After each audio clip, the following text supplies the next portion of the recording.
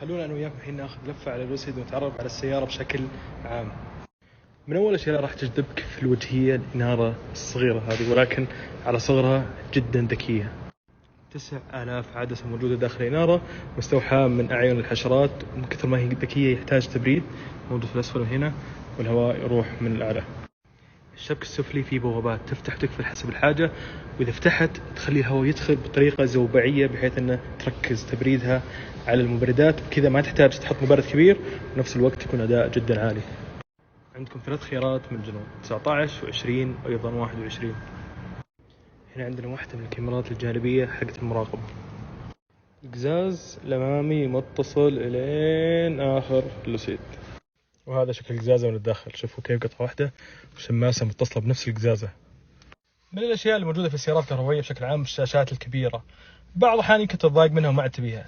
لوسيد وجدت لك الحل. الشاشة ما تبيها، ارفع كذا تبعد عنك خلاص تروح للداخل. خلونا نشغل المساج.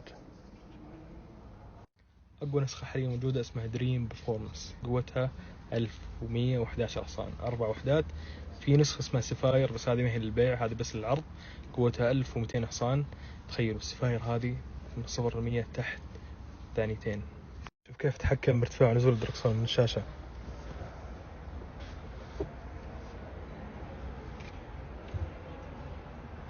لي ساعة أدور كيف أفتح الجلوف بوكس، لكن طلع من الشاشة من هنا.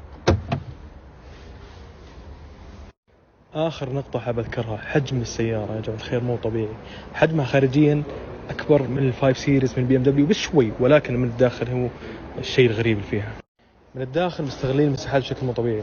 الكرسي الأمام شايفين كيف راجع، المساحة الكبيرة اللي كانت قدام. شوف من الخلف كيف وسع مو طبيعي، ما شاء الله تبارك الله.